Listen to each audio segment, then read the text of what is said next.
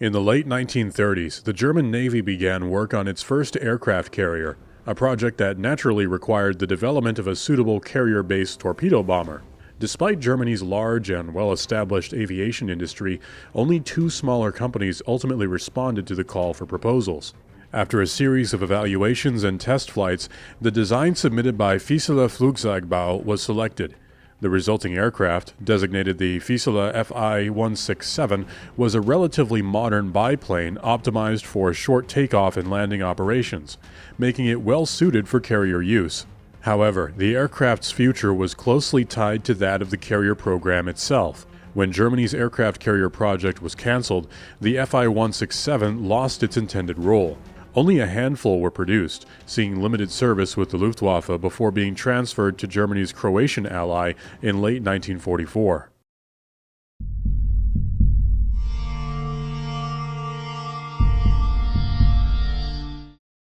Germany's defeat in the First World War left the country militarily crippled.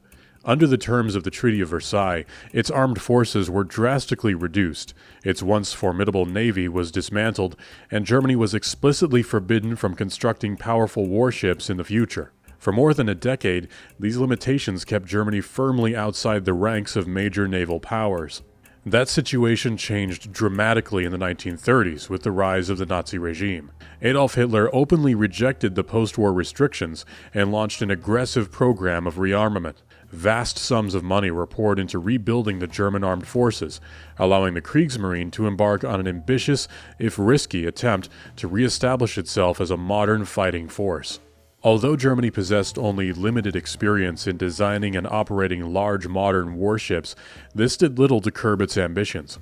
A series of new naval projects was authorized, culminating in one of the most ambitious undertakings of all, the construction of Germany's first aircraft carrier. Work on the vessel, later named Graf Zeppelin, began in late 1936. With the construction of the first carrier slowly progressing, the need for a suitable carrier-based aircraft also became apparent. Initially, it was thought that this requirement could be met by simply adapting existing land-based designs. A purpose-built strike aircraft was therefore commissioned, one designed to operate from short, pitching flight decks, deliver torpedoes against enemy shipping, and still have the endurance to return safely to its carrier. Although German aircraft designers had little direct experience with naval aviation, this was not regarded as a serious obstacle. The country possessed a strong and diverse aviation industry, and confidence remained high that the necessary expertise could be developed quickly. For this reason, the Reichsluftfahrtministerium, or RLM for short, issued a tender inviting all German aircraft manufacturers to submit proposals for a new carrier-based aircraft. The specifications required a robust airframe with folding biplane wings and excellent short takeoff and landing performance. Despite the large pool of potential manufacturers, only two companies, Fieseler and Arado, ultimately presented designs. Larger manufacturers were likely preoccupied with more pressing projects and may have viewed the carrier aircraft program as commercially unattractive, given that only a single carrier was planned. As a result, any production run would have been limited from the outset. Fieseler submitted its proposal under the designation Fi 167, while Arado responded with the AR 195. At the time, Fieseler Flugzeugbau was a relatively small and young company, founded by First World War fighter ace Gerhard Fieseler. In the early 1930s, he purchased the Flugzeugbau Kassel company, which produced gliders, and renamed it to Fieseler Flugzeugbau. Fieseler himself had gained valuable experience in aircraft design while working as a flight instructor for the Rob Kotzenstein Aircraft Company in Kassel. In 1935, his firm secured a license to manufacture military aircraft, allowing it to enter Germany's rapidly expanding defense industry. With two competing designs available, the RLM set up a series of light tests to determine which design was superior. These trials were held during the summer of 1938. After a series of flight evaluations, the Fieseler Fi 167 proved to be the better design and was declared the winner. A second prototype was thus ordered soon after. The first prototype was powered by a Daimler-Benz DB601A engine and was used primarily for testing and evaluation. The second prototype incorporated several design changes, including a modified undercarriage, and was equipped with the DB601B engine, which would later go on to power production versions of the aircraft. Sources suggest that a third aircraft may also have been built. This aircraft was reportedly used to test various onboard systems and equipment. What ultimately became of these prototypes is unclear, given that none appear in Luftwaffe inventory records after May 1940, so they may have been withdrawn from service and scrapped.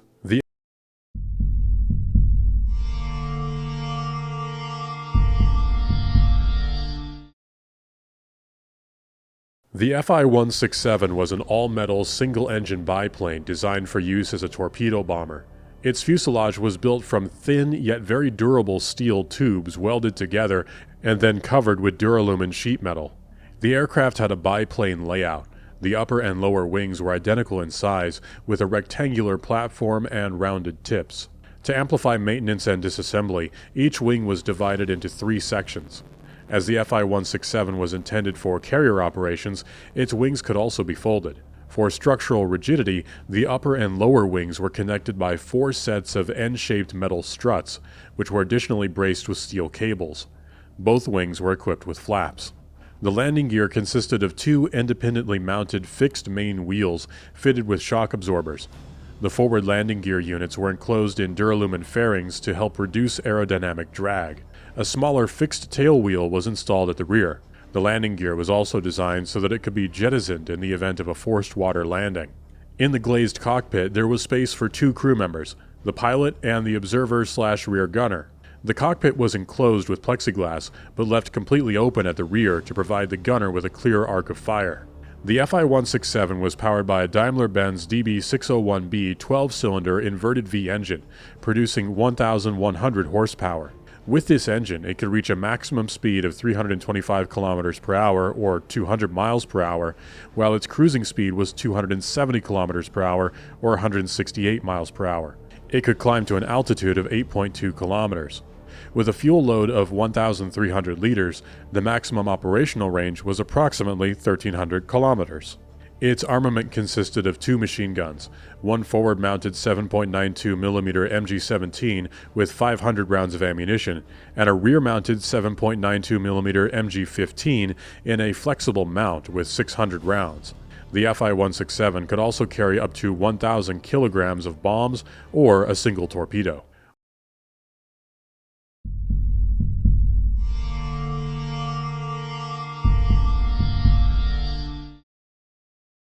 While the Kriegsmarine initially had high hopes for its first aircraft carrier, they were fairly quickly disappointed. Construction of Graf Zeppelin progressed slowly, and the outbreak of war in Europe after Germany's invasion of Poland in September 1939 dramatically altered priorities. Resources and skilled labor were redirected to more urgent programs, and the carrier project was steadily downgraded in importance. By 1940, all work on Graf Zeppelin was suspended. Because the Fi-167 had been designed specifically for carrier operations, its fate was inseparably linked to that of the ship. With no carrier to operate from, the aircraft lost its purpose, and the program was eventually canceled. The exact number of aircraft completed before production ended remains uncertain, with sources citing figures ranging from 14 to 29, far short of the original order for 80 machines. In 1942, there was a brief attempt to revive the carrier project, but by that time the Ju-87C, a navalized version of the Stuka, was considered a more practical solution. This was a sensible decision, as the Ju-87 was already in full production, and modifying it for carrier torpedo bomber duties was far easier, faster, and cheaper than restarting Fi-167 production. Although production had ended, the completed Fi-167s could not simply be discarded, yet no clear operational role existed for them. At least 12 aircraft were transferred to the Netherlands for evaluation, where they formed the 167th Trial Squadron, operating from 1940 to 1942. In 1943, the remaining aircraft were returned to Germany, and the unit was disbanded. Their subsequent history is only partially documented. Most surviving Fi-167s were eventually handed over to Croatia in late 1944. If any planes were left in Germany, they were likely lost to combat, accidents, or scrapped as the war drew to a close.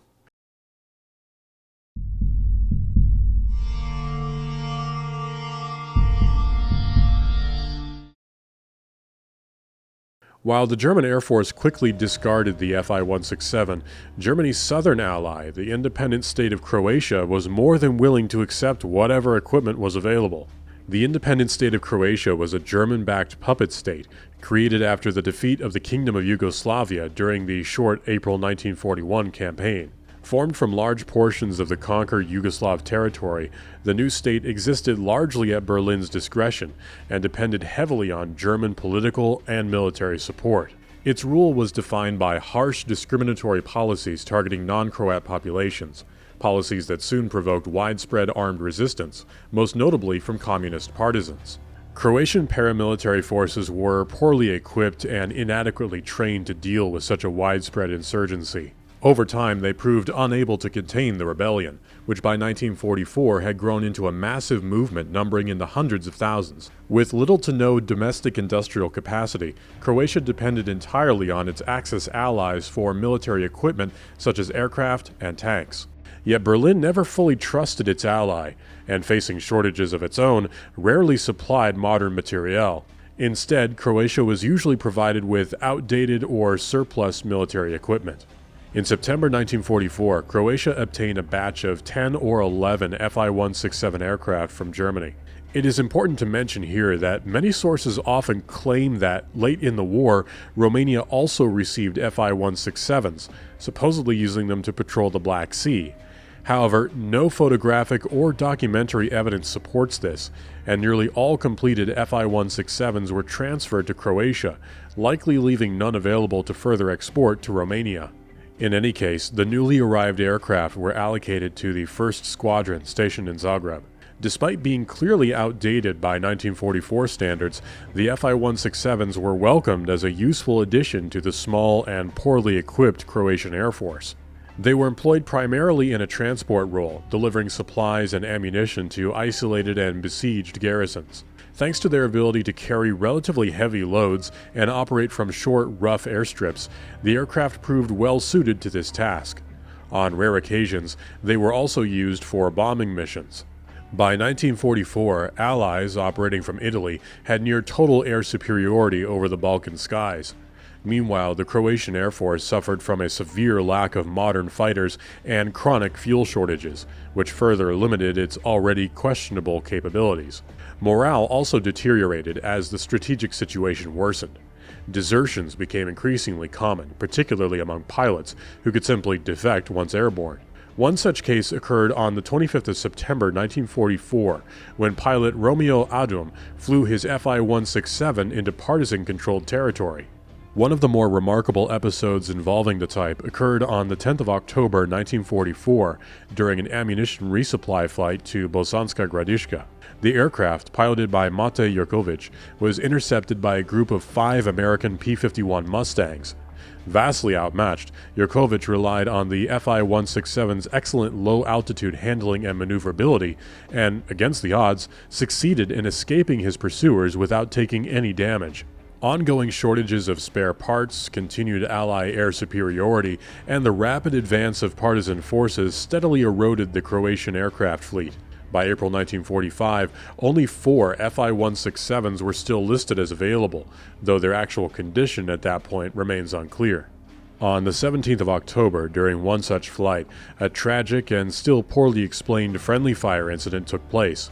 While en route, the aircraft, clearly bearing Red Star markings, was intercepted and attacked by a group of American P-51 Mustangs. The Fi-167 was hit in both the engine and the tail, leaving the wounded pilot no choice but to attempt an emergency landing on a nearby plateau. He survived the crash, but his passenger, General Vladimir Vlado Chetkovic, was killed. The exact circumstances of the attack have never been conclusively clarified. After the war, at least 3 Fi-167s were kept in service by the Yugoslav army. Due to a lack of spare parts, their operational use was likely limited. They remained in service until 1948, but were probably all scrapped afterward, as none are known to survive to this day. This concludes our look at Germany's first carrier-based aircraft, the Fieseler Fi-167. What do you think of this unusual machine? How well do you believe it would have performed in its intended role if Germany had successfully deployed it from an aircraft carrier? Would the Stuka have performed better? Let us know in the comments below. If you like what we do and want to see more, remember to subscribe so you don't miss a single video. Also, don't forget to take a look at our extensive collection of articles on our website, plane-encyclopedia.com. Thank you.